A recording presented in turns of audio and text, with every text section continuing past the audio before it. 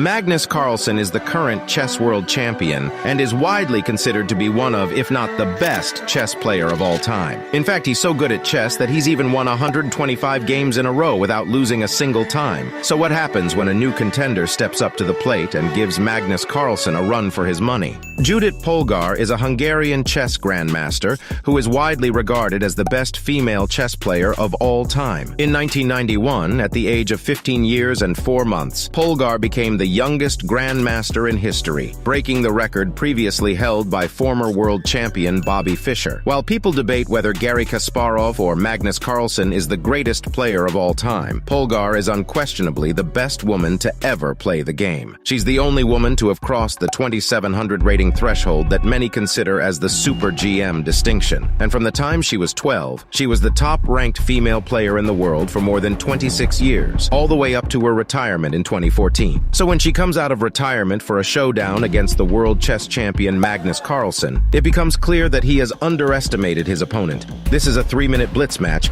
so the stakes are extremely high. Judith starts the game out with pawn to e4, and Magnus responds with pawn to c5, hoping to contest the center 4 squares which are the strongest on the board. Polgar brings her knight out to f3, since this not only develops her pieces, but also will help protect her from Magnus's pawn, as you'll see in her next move. Magnus brings his kingside pawn forward to c6, and Judith brings her second pawn forward to d4. An extremely common move she's played many times, including against Carlsen in 2014, where she ended up losing the game. However, this time she's got a secret plan to trap Magnus's pieces, which he'll never see coming. The two continue developing their pieces, and after Magnus brings his own knight out to c6, the game devolves into the extremely common but aggressive Taimanov variation of the Sicilian defense, signaling that this is going to turn into an explosive game. Magnus looks extremely relaxed at this point, thinking this is going to be an easy game, and brings his queen out to c7. Judith responds by moving her own queen forward to d2, getting ready to use it in a few moves. Magnus brings his knight forwards to f6, and Black responds by moving a pawn forwards to f3. Right now, both players are in an even position, with a slight advantage to White due to having a better control of the center squares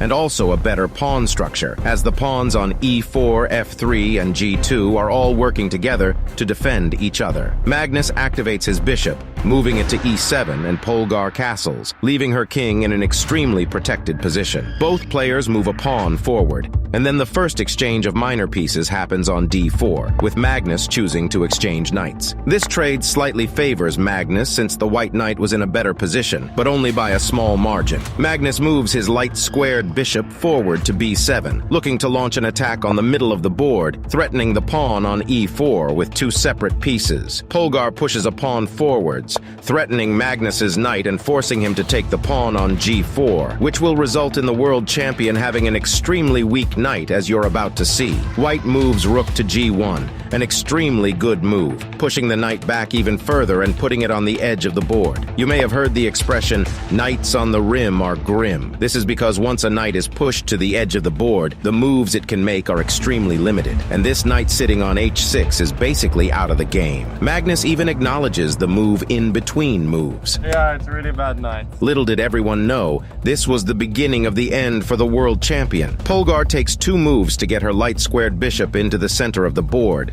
first moving it to d3 and then to e4, directly threatening Carlsen's bishop while keeping her own defended by the pawn behind it. Magnus takes a second to think about his next move before delivering a lethal blow to himself. It's rare to see blunders at such a high level of play, especially between 2 of the top 10 players in the world. However, with such a low amount of time on the clock, it can be difficult to stay level-headed, even for the world champion. Magnus moves his rook to c8, and Judith responds by moving her dark-squared bishop to b6. A killer move. As the crowd watches on in bewilderment and excitement, it's obvious that only Magnus and Anish Giri, the ranked number 3 chess player in the world who is watching on in the crowd, realize how strong of a move this is. The game isn't over yet, but here's why the move is so strong. If Magnus takes the bishop with his queen, Polgar has mate in 1 by moving her queen up to d7. This forces Magnus to sacrifice his queen, but he chooses to play on, not knowing that the rank 1 women's player has another trick up her sleeve. Carlsen trades with a bishop on e4, and his queen is taken by Polgar's bishop on c7. She moves her bishop over to d6, an extremely dangerous position as it's defended by the pawn pawn on e5. Magnus responds by moving his knight to f5, threatening to take. However, Polgar fortifies her position by moving a knight to e4. Unfortunately, being down a queen is too much, and Carlsen resigns the match, shaking hands with Polgar, who comes out of the match on top.